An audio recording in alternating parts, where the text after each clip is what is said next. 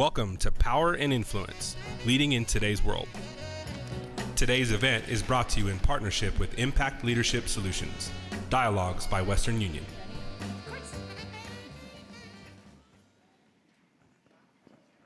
Wow. Thank you for coming, everybody. First of all, a great big thank you to Western Union for hosting us in this amazing, amazing space. And especially a big shout out to Claire. Is she around here? There. She put all of this together, so give her a nice big hand. Thank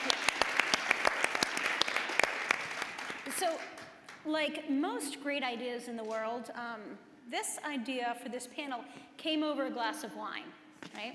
Like a lot of them. Jacqueline Molnar and I were actually having cocktails one night. It sounds fancier than saying, we were drinking a lot of wine. We were having cocktails, and we had a great discussion about the challenges women face in today's workplace, and also the opportunities we have.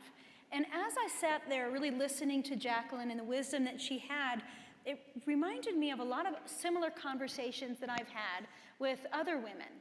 And I realized that it's really not fair for me, truthfully, to keep all of this amazing knowledge and these amazing connections to myself. Hence this event right here. So when I really thought about, gosh, who else in the Denver community should they hear from? Well, of course, I turned to somebody who knows everybody in this entire town, and that is Amy Bittner. Amy, where are you? Right there. Usually I find her near the bar, but she's actually up there now. That'll be later. So Amy and I put our heads together, and we came up with this amazing panel. And I'm going to introduce them, and keep in mind, how I'm introducing them is really only a snippet of the awards and accolades that they've had. So the first one, Holly Velasquez Horath. She is absolutely amazing.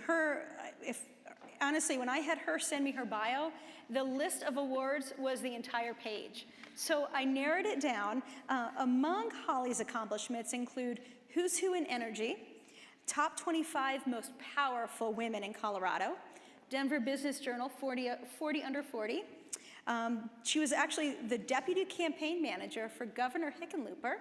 First time around. First time around, and you know what? I heard a rumor that he might be running for president. He is running for president. Oh, yeah, nice. He announced 2 days ago, I think. Oh, very cool.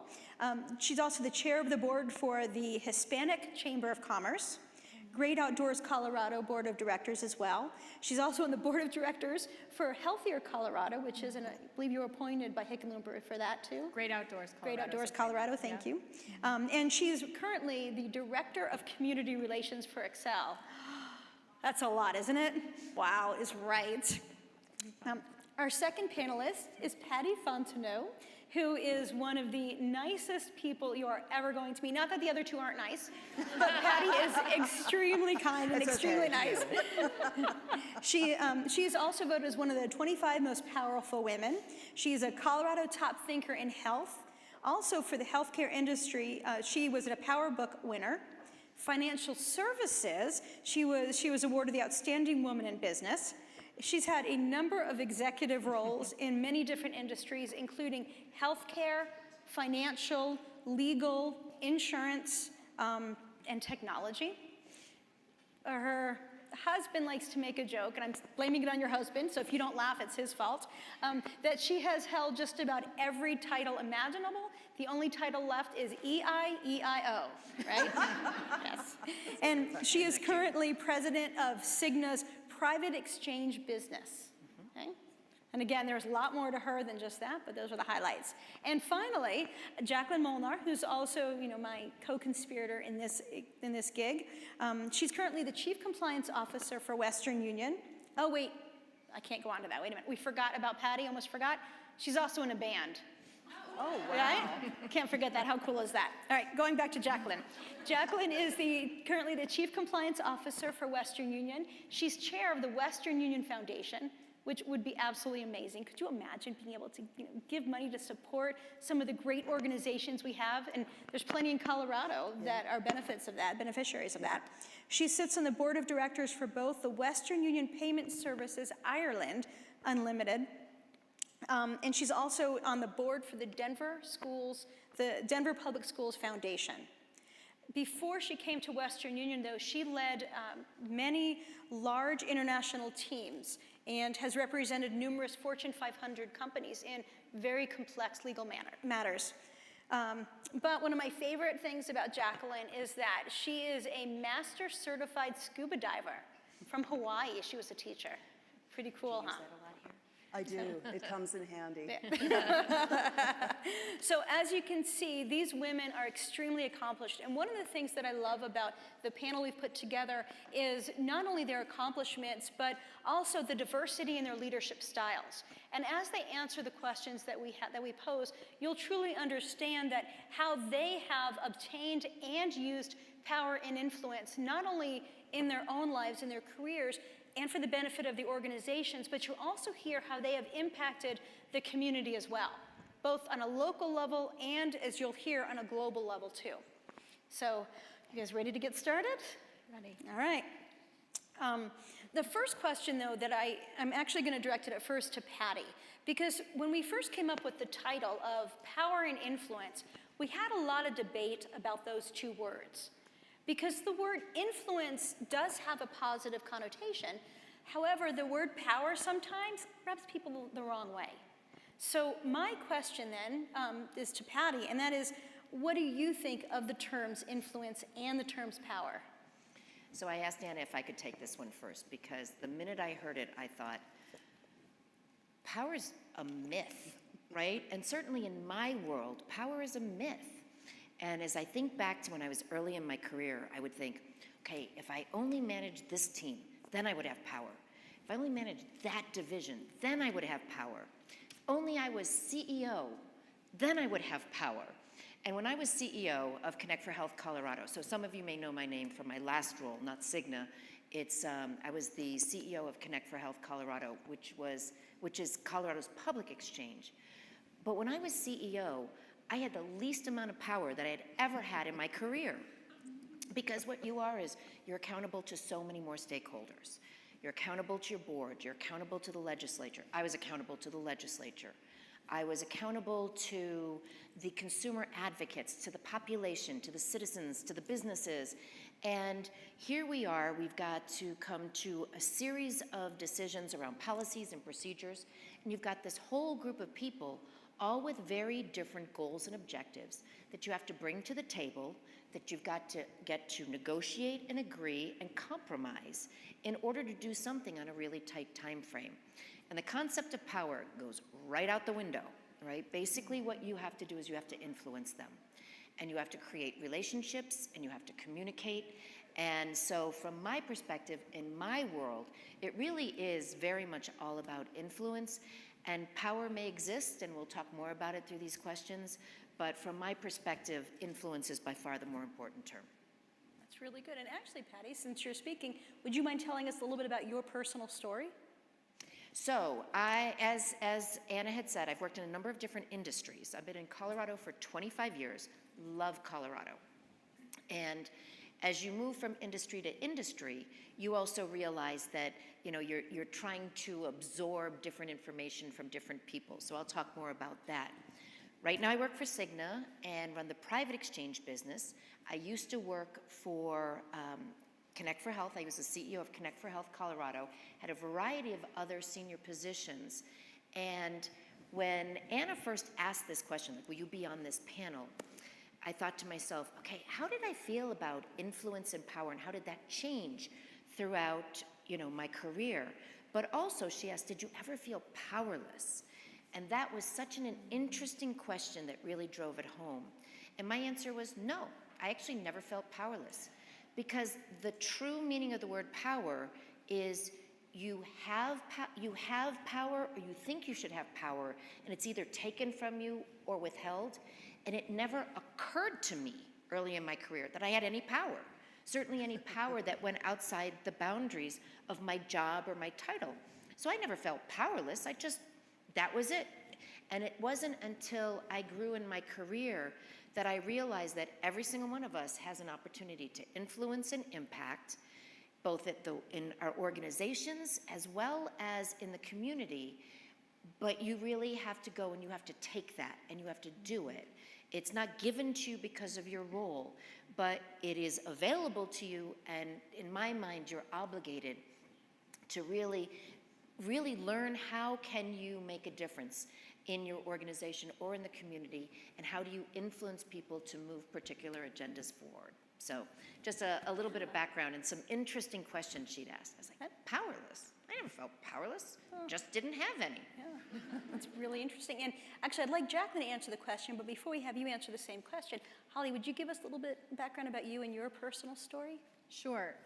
So I think I value the influence portion, but my whole perspective has always been around relationships. And what I have learned through my personality, who I am, I'm an extrovert, I like to talk, I like to engage, is that I then build my influence by building relationships. And so it may be different for other people, but I have figured out my niche, and I have been able to leverage that and be comfortable in using it. I will tell you just one story really quickly, because I could go on, and I know I only have 2 to 3 minutes to talk about this one portion. But there was one point in my career, in my most recent change in my job, where my executive vice president was retired. And so through that process, they disbanded his entire department. And I got a call from him about a week before, and he's like, hey, I'm retiring. We've had lots of conversations about what we do with my org, and one question comes up, what do we do with Holly? And I'm like, this is great. I'm so glad that somebody's asking the question, what do we do with Holly? And at that point, I had to be very clear about what I wasn't willing to do. Not about what I wanted to do, but about what I wasn't willing to do. And there were a couple of pretty big things. I wasn't willing to move to Minnesota, where our headquarters is. I'm staring at a colleague of mine in Excel. I wasn't willing to move to Minnesota, and I love building relationships, and so they couldn't put me in a job or a position or a department where that wasn't something that I did or could do, because that's what I loved. And so at that point, I said, I will do anything, but those are my 2 things that I'm not willing to compromise on. And I didn't know anything about the operations side of a utility company. Not one thing. The primary objective of my department is to negotiate franchise agreements. I didn't even know what that meant. I had never read a franchise agreement. I had no idea operationally what that meant. And what they said was, you don't know anything about operations, but we're willing to maybe give you a chance. So we're gonna put you on a rotational role, which inside the company, it's like a development role, but there's no guarantee that you have a job after so many months of what that job is. But I felt like I had the opportunity to build relationships, be strong, learn quickly, and I was like, give it, I'm ready to take it. And I took it, and 18 months later, I was permanently placed in that job. I had turned a very dysfunctional department around, and I learned a lot about what it meant to negotiate a franchise agreement. And I think just that I went that deep in that example, because that has been very much a part of every decision that I had made about my career. Was I may not know a lot and I may take a risk, but I'm willing to do it because I feel confident that I can accomplish that. And at the end, it's always worked out for me. Good. So it sounds like not only do you have to feel confident, but you have to know, put your boundaries up. What will I not do? I think it's more of what am I willing to not compromise on, not what I'm willing to take. Because I think if you box yourself in to what I really want, I think you lose so much opportunity to really find out what you're good at and how far of a reach you can accomplish with that. Very good. Thank you. It's wonderful. And so, Jacqueline, I would like you, if you don't mind, to answer the question about what you think of those 2 terms. But first, would you tell us a little bit about yourself and your story? Sure. I'm on my 2nd, maybe even 3rd career. I started out as a school teacher and a principal, and then I practiced law for about 10 years, and then I've been in compliance as a compliance officer for about 10 years. I'm from Canada, little teeny weeny tiny hamlet about 70 degrees north up by Juneau, Alaska. And there are 935 people there, 2 of whom are my parents, and they are still there. So I wanted to get the hell out of that freezing, cold little town, and I just picked a fantastical place in my mind that I saw on television, Hawaii Five-0. So I wangled my way into law school there and loved it, but there's really not much of a career in Hawaii, so I practiced in Silicon Valley and Australia and Charlotte, and I went back to Canada and worked at a bank, at TD Bank, and worked at Wells Fargo for a while here, and I've been here now for 5 years. Wow, that's great. So what do you think of the terms power and influence?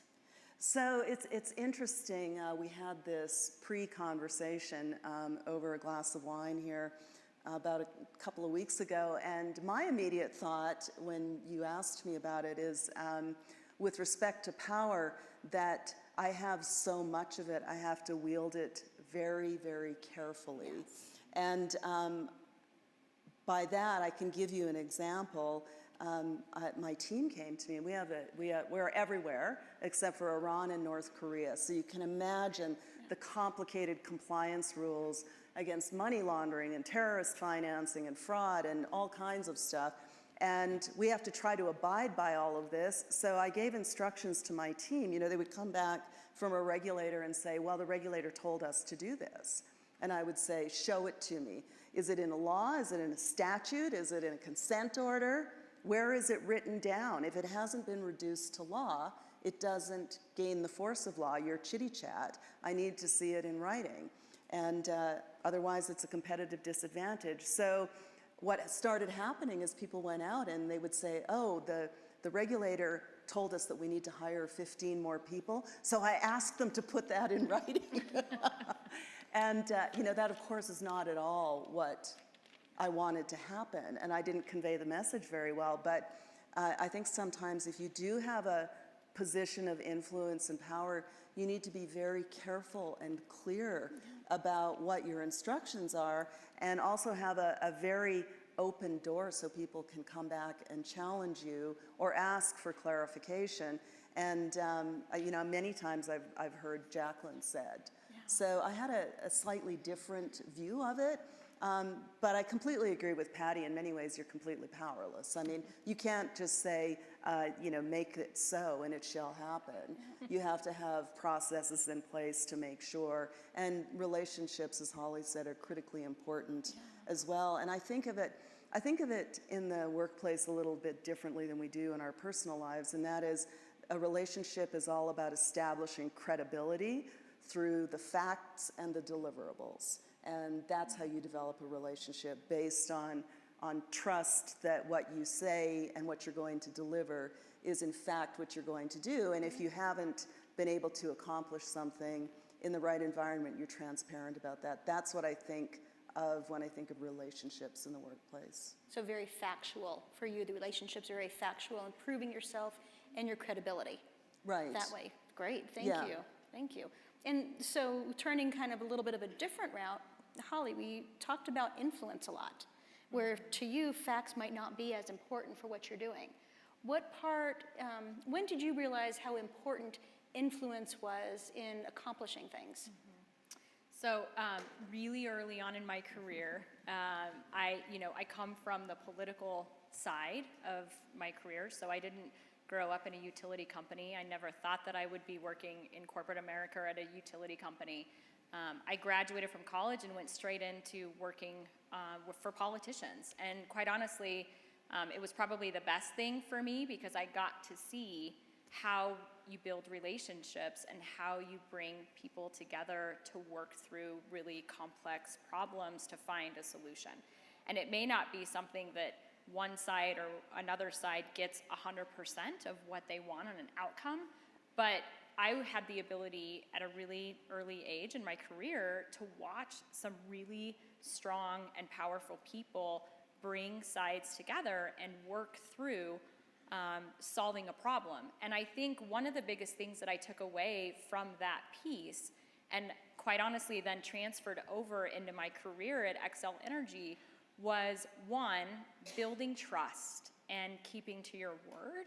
And if you say something, it goes back to what Jacqueline said, you have to just be so transparent and forthright. Can you do it or can you not? And being honest about that. So building trust was a big piece. I think the other piece for me that I have strengthened my skill on is emotional intelligence.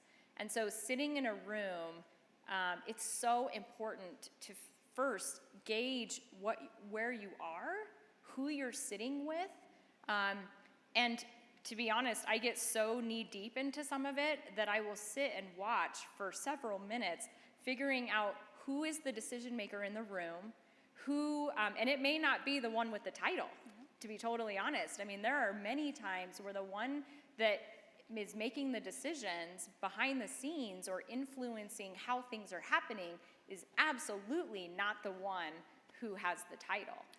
And so it's learning on how to gauge and find out who those individuals are. I think another piece for me is just building the relationship, but truly being authentic about that relationship. And so it's not just, hey, touching base every once in a while because you have to. It's really getting to know the people that you're working with or trying to influence so that you can understand where your pinpoints are on making decisions or figuring out how to navigate something. I was just in a meeting on Friday and we were making a really hard decision about putting infrastructure in a region that is really complex. And one of the things that was asked was, can we get this passed? And I said, I will bet my job that we can't. And the reason why is because I spent 2 years figuring out this county commissioner cares about this county commissioner cares about this county commissioner is aligned with this one and aligned with the local mayor over here. And so there's absolutely no way it's gonna get passed. But you're not gonna know that until you really believe in the authenticity of building that relationship and really getting to know those relationships and figuring that out. That is great. It sounds like Yeah. probably not just external stakeholders, but internal as Internal, well. very much so. It goes both ways, absolutely. That's really good, Yeah. thank you. And so Patty, I'm gonna, kind of the same thing. How do you establish influence within your current role at Cigna, but also like when you were at the Colorado Exchange, externally? What are your secrets? Well, I just have to build on what Holly said because I really do fully agree with it. And I want to share with the group that I read an article, a Harvard Business Review article a number of years ago called Fair Process. And the whole concept behind fair process is a decision-making process that really focuses on the key human attributes of needing to be valued and respected. So this concept behind fair process is 3 E's. So people have to feel engaged, right? So it really is going out and ensuring that you're getting input from your key stakeholders, that you're talking to them, that you're communicating. So it's engaged, and then you have to explain. So it's constant communication. It's 3 E's, so you have to kind of, communication is probably a better word there. But you engage all your stakeholders, you communicate with all your stakeholders, and then the third is you set realistic expectations. And what they found through this study is that people are actually more accepting of a decision that might not be as positive for them as something else, but because they had the opportunity to provide input, because they understood what was happening and why it was happening, and because the expectations were laid out very clearly as they moved through this process, they had an acceptance of whatever it was that you were trying to accomplish. And what I found is, as you were talking about the political situation, it existed there. As I talk about Connect for Health Colorado and bringing all those disparate key stakeholders together towards common goals, it had to work there. And I think I did some of it naturally to start, and then as you see it happening, I really have accepted and integrated that whole process to almost everything that I do. So it really is around engaging people and stakeholders. It is making sure you're communicating with them or explaining on a regular basis, and then setting clear expectations once decisions are made. Yeah, that's great. And Patty was kind enough to share the article with me. So if any of you would like a copy of it, just email me. And you can find me afterwards, and I'll give you my email address. So Jacqueline, I have a question for you with regards to how much time someone really needs to put in before they can even expect to have some sort of influence or even power in an organization. You know, it's such a great question. I think you probably have significantly more ability to have influence and power than you think. And I remember very early on in my career, I was a school teacher and at an elementary school, and the principalship opened. And I think I was 25 years old. I had no idea what I was doing. And the superintendent said, you know, are you going to apply for this? And I thought, well, of course I'm not. I have no idea what I'm doing. I've only been a teacher for 3 years. And he was a little bit flippant, but he said, you're never going to win it if you haven't got a ticket. And I thought, I guess that's true. And I talked to him some more, and I think we have a term here that Shannon has, which is a first believer. So he was someone who believed in me early on. Nice. And I realized even at that very young, inexperienced age, I had the ability to influence an entire board of directors and the parents and so on and so forth through the whole hiring process, and found myself in the job a year later.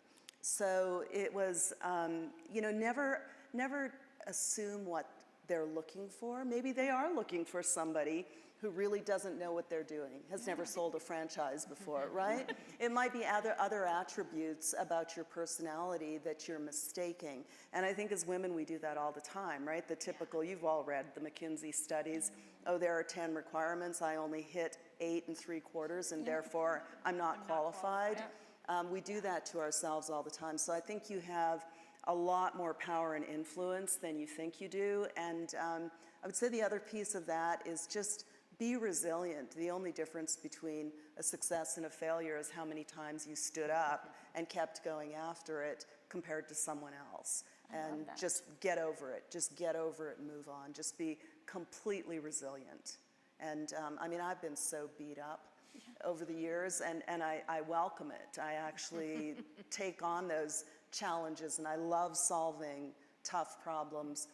The other thing that I would say that it's important there with power and influence is understanding what you can't do and where you need to bring in all of your advisors and partners. And I'm looking in the room now, there's a lot of people here from Western Union, and anyone who is my partner knows that I like to spend a lot of time sharing my problems and brainstorming how to solve them.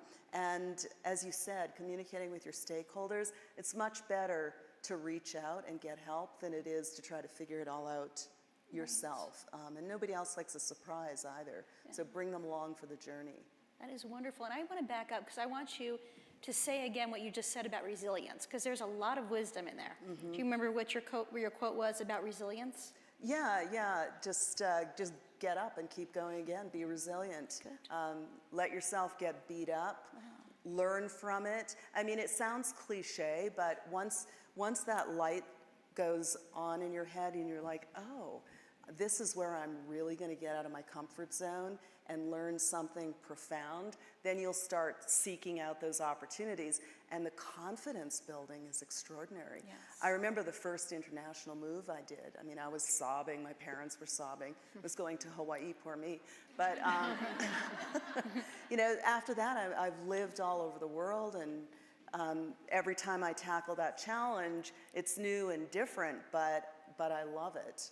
And, you know, it's just a game, right? Yeah. Life is just a game. We're all, I say this, it's flippant, but not really. We're all going to be dead one day, right? So you go out there and just seize the day. And when you get beat up, don't let that stop you. Don't let that keep you from something that could be pretty spectacular. Oh, that's wonderful. And those of you that know me know I'm a complete leadership nerd. And I was just listening to an amazing podcast on perfectionism and how it gets in our way. So if any of you, and it goes right along with what Jacqueline is saying, if any of you are interested, again, email me. In my brain, I'm hoping I'm remembering everything I'm promising you, but email me for that as well, and I'm happy to send that podcast to you. And now, Holly, we have a lot of amazing people out here, men and women, and their titles all vary. So we have some people that have a strong title. It's like, you want to listen to them because of their title. But we have other people that perhaps don't have as high of a title. So what recommendation do you have for people that perhaps don't have a high title, but they need to have influence within their organization? Yes, thank you. So first and foremost, I would say that however you choose, or however I have ever chosen to influence or get my way, I guess you could say, in what I want to accomplish, it's not easy.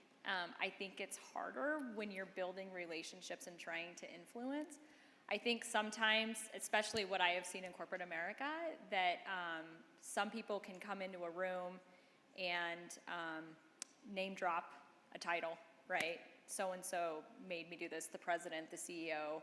I'm coming here because the CEO told me that I need to do this. And it drives me crazy. Let's just be total, it drives me nuts because I think, again, just going back to that authentic way of building relationships and getting influence. And it's a lot of work. I mean, it's not as easy as coming in a room and saying, hey, my boss told me that I need to tell you that this is the decision that we're gonna make. I don't feel like when you use that type, and in some circumstances, not all, but some, you're not gonna get the full buy-in from the person that you're asking to either make that decision, execute on a decision that's been made. I think it's more important to spend the time influencing them, building relationship, talking through it, listening to why they're frustrated or what they're trying to do, to then bring them along. And I swear to you, it works. They're so much more invested into helping you be successful with whatever idea that is. Early on in my career at Excel, I didn't have very many relationships inside the company, and there was an idea that I had that I felt so passionate about that I was like, this is gonna make it. We're gonna make this work at Excel. All the way, 8 states, all the way down the line. And I went into my boss's office and I said, I wanna do this. This is something that I believe that we should do here at Excel Energy. And he said, great. He said, I'll give you $40,000 and go try and figure it out. He didn't endorse it. He never once showed up to support it. He made me go out and travel around our eight states, 4 operating companies, meeting with people for like a year in trying to sell this idea and convince all of the other departments within the company that needed to buy into it. It wasn't just gonna be Holly's thing or external affairs' thing. It had to be a company's thing because there were 4 other departments within the company that had to buy into this idea to make it successful. And he gave me a little bit of money and no backing. And it was the hardest thing that I had to do because culturally, I'm a Coloradan. I say whatever, I somewhat, or a little more abrasive, I think, than what I should be. And then I go to Minnesota, and they're very Minnesota nice. So I wasn't ever really sure if they were being honest about liking my idea or not. Sometimes I'd walk out and I'd say, wow, they totally loved it. And then a week later, I'm like, where'd they go? Like, I don't even know where they are. So I think for me, it doesn't matter if you have a title or not. I think it's, one, you have to be super passionate and ready to take on whatever that challenge is. You don't have to have the backing of your leader or the leader above that. I think if you really want to get it done, it's again about just figuring out who in the company at your level believes in the thing and how do you bring them along with you. And at the end of the day, it was very successful, the idea. And my vice president took so much credit for it after it was successful, which is okay. I mean, at the end, because that just even validated more how successful it was that we were able to bring all these departments together to work on this one idea that I got $40,000 for, which, by the way, I thought it was a ton of money, and it was definitely not. And and then he ended up giving me like $500,000, and I was like, oh my God, I could have done so much more with this a year ago, but that's okay. It worked out. So believe in it, know that it's going to take work. Don't be afraid to, talk with people and build support for it. You have to. And it's much harder to do it that way than just coming in and saying, hey, my executive vice president said that we need to do this. Because I don't really believe that authentically, again, it just goes back to that authenticity of building relationships, that they would even really buy into it. They're going to go on their merry way and try to adopt their idea. So Well, that's good. Well, and then we have Patty, who you have that title. You have that perceived power in an organization as president at Cigna. But has there ever been a time where it's the opposite of what Holly's saying, where you've actually found yourself pulling back and not using that power and that, well, it is power because it's not influence at that point, but not using your title to get something across? Yes, and part of it is because, as Anna said in my introduction, I've worked in 5 different industries. And when you work in 5 different industries, you realize that not only are you not the smartest person in the room, but really, sometimes you don't even know what they're talking about. So your best methodology really is you bring the best people around you. You build great teams, and then you listen to them, right? I so firmly believe that as a team, we come to better decisions, we go in better directions. And one of my favorite stories was Connect for Health Colorado, and my husband and I are in the car, and we're heading out on vacation, and I get a call from the team, and they're like, we're at a stalemate, right? We need you to kind of break this stalemate. And so it goes on for like 45 minutes, right? Back and forth and back and forth. And finally, I just called it, and it's like, this is what we're gonna do. And I hang up the phone. My husband said, aren't you the boss? Can't you just tell them what to do? And I said, okay, first of all, I had no idea at the beginning of that conversation that I would feel the same way at the end of the conversation. So often the conversation itself changes how I feel about it, number one. Number two, even if it is the same, and I do just make the decision, it's the decision I would have made in minute 1, my team felt that they were heard. Right? They felt that they had an opportunity to speak, and they're so much more accepting of that final decision that may not have gone their way because of that opportunity. So as I have moved from industry to industry to industry, I fell into it to start because you're sitting around and people are talking, it's like, well, I don't have the best answer, and I'm really confident about that.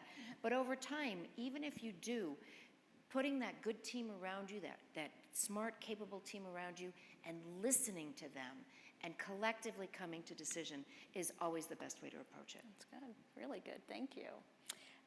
And Jacqueline, so you are also in that position of power. You have most of Western Union employees, it's my understanding, falls under your umbrella.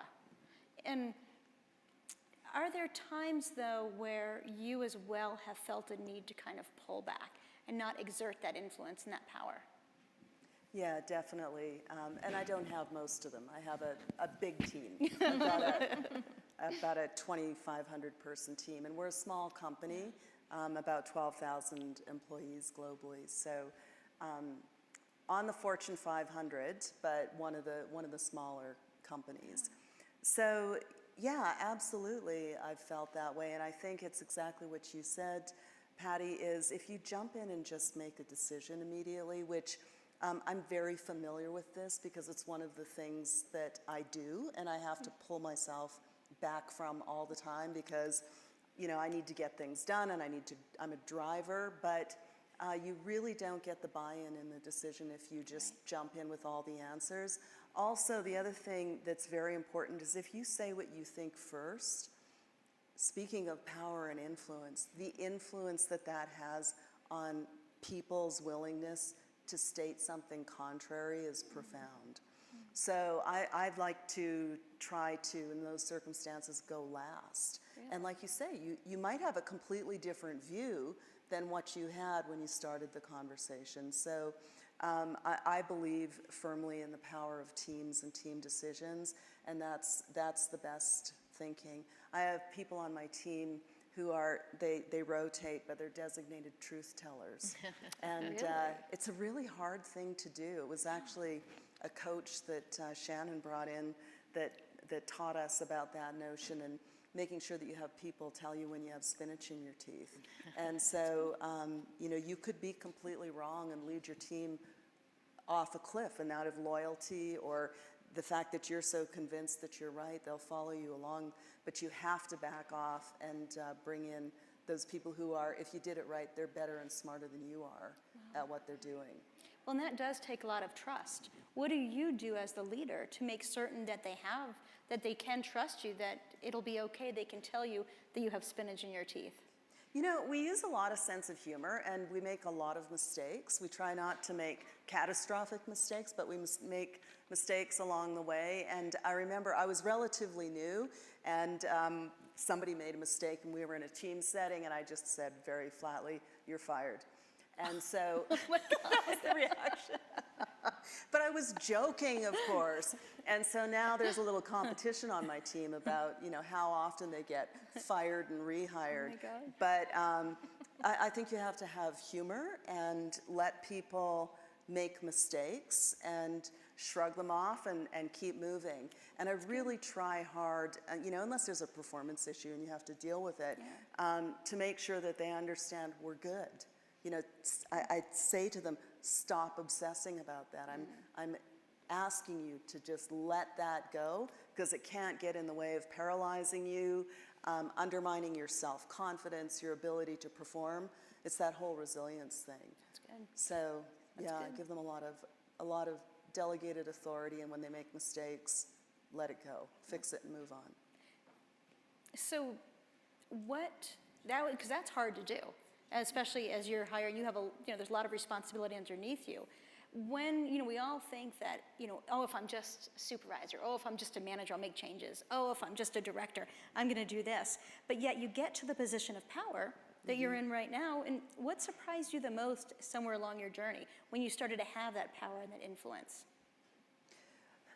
I think something that I heard but didn't really realize it for some years or see it happening is we're all fungible, and that's actually a really good thing. If you've built a team that you know you can step out of and they can continue without you, not to say that you don't add value, but if you can make yourself somewhat redundant in terms of the work that's being done because they've got it, then that puts you in a position of what I think you should really be as a leader, and that is catalyzing the best performance out of every single one of them. So then you spend your time thinking about strategy and how do I make sure you can do the best that you can do, and then just trust them to do that work. And as I say with my team, sometimes I don't do any real work anymore. They do all the work. And it's my job to go in and fight battles and get resources and remove barriers so they can do what they do, because they're brilliant at it. And I tell them that all the time. I really do believe that we've assembled the very best compliance team, not just in our industry, but in the world. And that's a big thing to say, but we're getting outward accolades. So I also believe very much in rewards and recognition for the people who are rock stars. And if you're not performing, then you know, we also have managerial courage and exit those people. Yeah. You shouldn't keep someone in a job where they're failing. That's not good for them either. Yeah, it's really good. It's really good. Well, and one of the things that the three of you do have in common is all of you have worked in very contentious situations and contentious industries. I mean, Patty, you've hit so many of them. How does working in a contentious environment, how does that impact how you lead and how you influence? I'm going to go back to the fair process, conversation, because what you do is in any situation, any difficult situation, whether it's having all of these competing priorities and the political contentiousness and the media involved, it's keeping your eye on the goals and the objectives. It's bringing all the stakeholders to the table. It's communicating, it's negotiating, it's compromising, and ultimately, I'm a driver too. A lot of what you're saying, it's like, it's bringing these people together, and it's ultimately building the teams, aligning goals and objectives, and working through it. And one of my favorite stories at Connect for Health Colorado was we had this team full of people, and you've got brokers, and for those of you who understand any kind of health insurance, you've got brokers, you have consumer advocates there on other sides of the fences. You've got the carriers, you've got the legislature. You have all these people in a room, and we'll never forget when one of the consumer advocates said, wait a second, did I just agree with a broker? Right? And it was like just to realize that when you start to talk through what's best for people, really, what are our real goals and objectives? We were able to get people with incredibly diverse goals and objectives to agree on things. And that's it. It's keeping your eye on what you're trying to accomplish, not getting caught up, not getting emotional, and just saying, this is what we're trying to do. And the best way to do that is to engage people, it's to communicate with them or explain, and ultimately to be really clear about those expectations in the end. That's really great. Great advice. And before we open up the panelists for questions, I would like you each, though, to share a piece of advice. I mean, what advice on influencing, gaining power, using power, do you have for some of our junior or mid-level managers that might be watching? Who would like to start us off? I want to go first, because it's, you know why? Because it's going to be the same, right? And I figure might as well, because otherwise I'm just going to say, I agree with Holly, right? I'm going to, yeah, what Jacqueline said. I figure this way I'll get in front of it. It's build the relationships now. Start it now. It's know that you have the ability to create impact and drive change. And you're going to do it through relationships, build them across the organization, build them down in the organization, be nice to everyone, and ultimately actually ask leaders for time on their calendar. Ask leaders to mentor you. I give so much credit to women who call me up and say, can I just sit down and talk with you? It's like, wow, and the answer is always yes. And some of those people have become, you know, I've continued in mentor relationships with them, but ultimately it is around influence, it's around building relationships, and everyone at every level start it. I think the only last piece of advice, and then I'll leave you guys something to talk about. No, the last piece of advice too is it is show up, right? It's people will say, how did you build a network? And I was like, I showed up. You come to these things, you talk to the people around you, and those are parts of the relationship too, especially in the community. How do you drive change in the community? Same thing. Show up, talk to people, find common interests, find common goals, and your influence will grow. I love that. And showing up to, like you said, things like this, because it's important not to only build your network inside your organization, but outside. I mean, if you look around, that's why we pulled these great organizations together. This is unprecedented, because we have the Women's Chamber, we have the Women's Bar Association, we have Women's Energy Network, we have the Colorado Society of CPAs.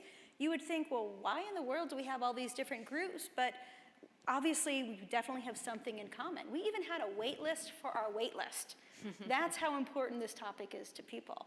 So, Holly, would you mind going ahead and giving us advice? I will build on what I told you. and just add a couple of things into what she was saying. I think one is just reiterating building relationships and being nice to everybody. You never know where they're going to end up in the organization that you're working with. And so, you know, there's been so many times, at least in Xcel Energy's world, where, you know, you're working with somebody over here, and all of a sudden, 3 years later, they're like around the corner and doing a different job over here that you need them for. And so just making sure that you're always thoughtful about that. And that, again, comes into the political perspective a little bit of just making sure that you remember they're always going to come back. So build good relationships. 2, be authentic.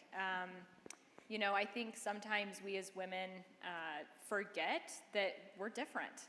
And, you know, and there's times where I'm in a room and I'm actually a minority in a minority sometimes when I'm in a room, because I'm, you know, Latina and I'm a woman. And that's okay. And it's taken me some time to be comfortable in my skin and being authentic. And I am a very different person than where, you know, what you see at Xcel Energy sometimes. And and it has taken me a long time to be comfortable with that, but the more that you be authentic with who you are, the more that you're going to be comfortable with presenting yourself and being that authentic leader or that authentic person. And I think the third thing is, actually, I can't even remember what my third thing is. It was probably something Patty said. Dang it! I know. Hey, Come you guys. on!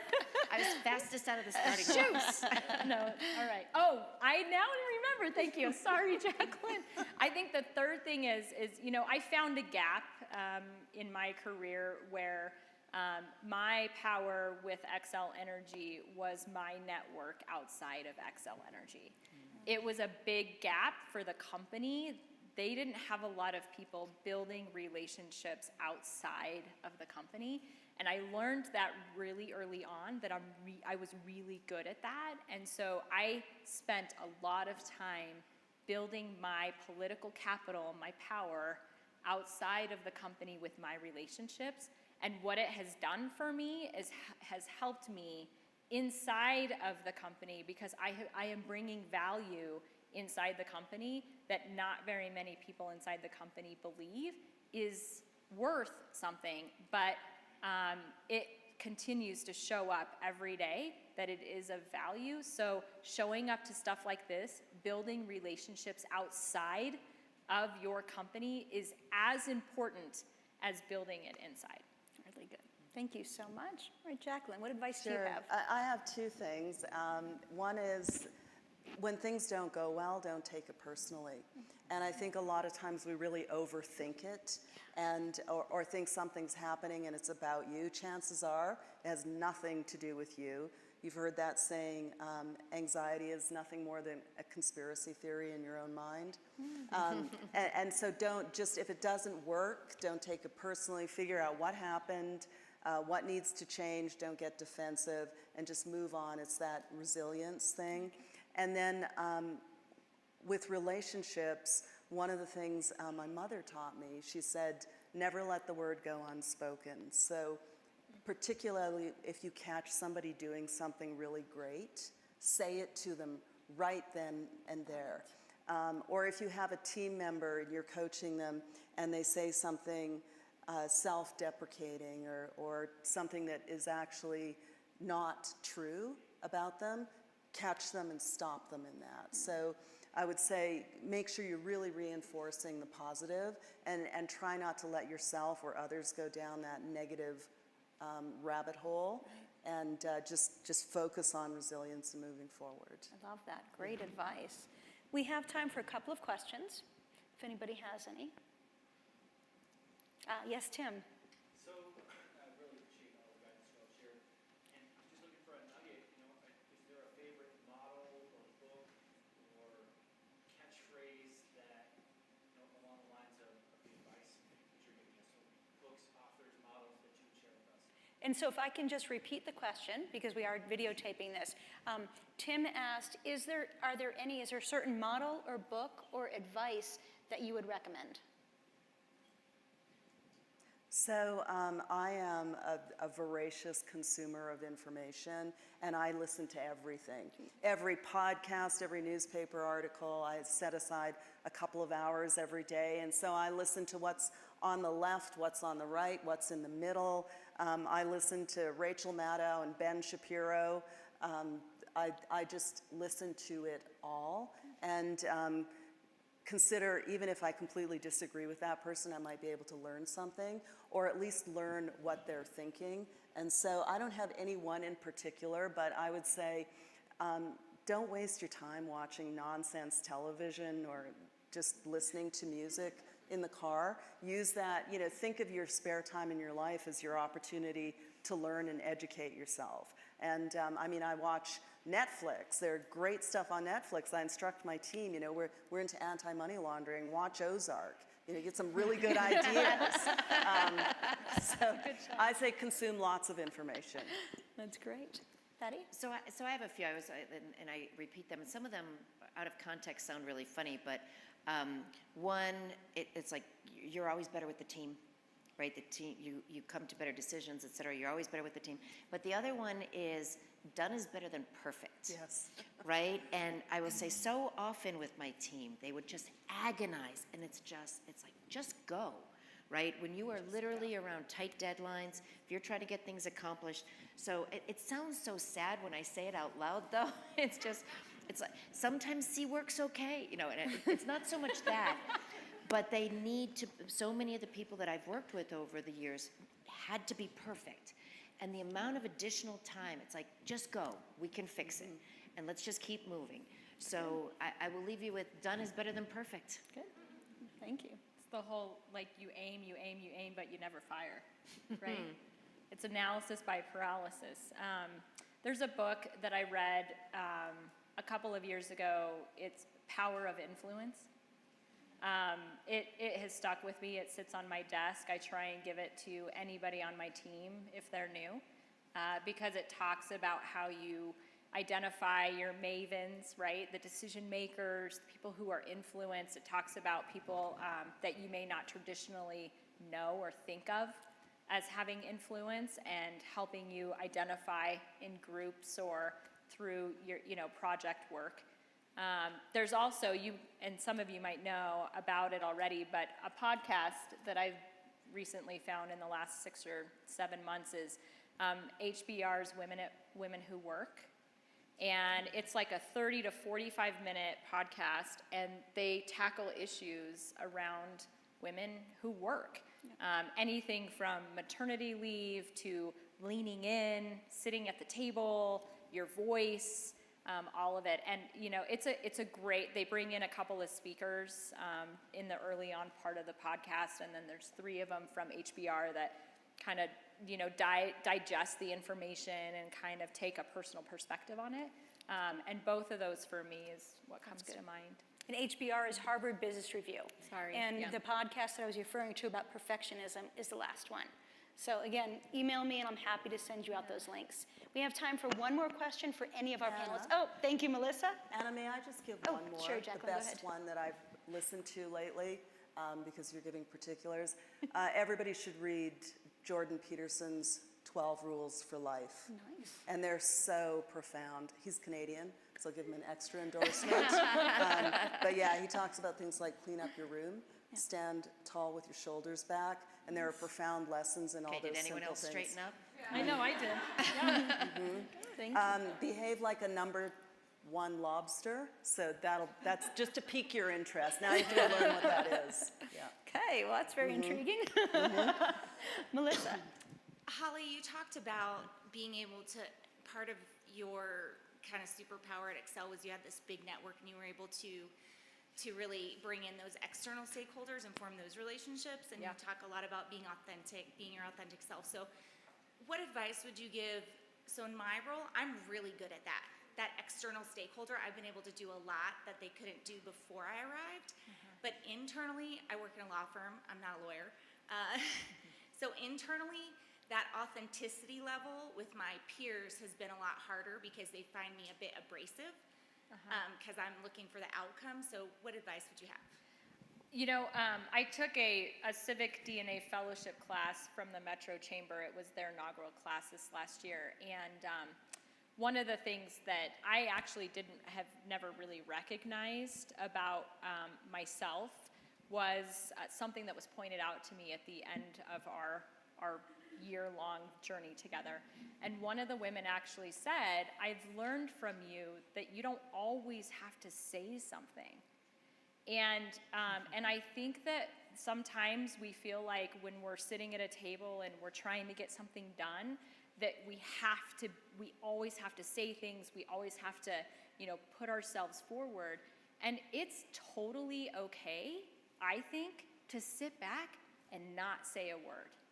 And there are many moments where I just don't say anything. And I think it's really hard. I think you have to work on that. It's a practice that you have to get comfortable with. But I think, the first thing is that you're recognizing that, you're coming off abrasive. And so it's okay to just stand back and just be quiet for a little bit. I think that still has influence. I think the other thing too, if you are strong at building those external relationships, leverage them inside. Don't be afraid to leverage that inside if that is something that you feel like is identified as value and is a gap that you can provide in an organization. Great, thank you. Wonderful response, wonderful question, Melissa, thank you. So I know that it is, yet again, cocktail time, yay. A big thank you again to our panelists and to hold up applause, and to Western Union for supplying us with the amazing space, the amazing food, and of course the wine, and of course to Claire to supplying us with just the organization. So thank you, everybody. Thank you for joining today's panel discussion. Please join us in the summit area for cocktails.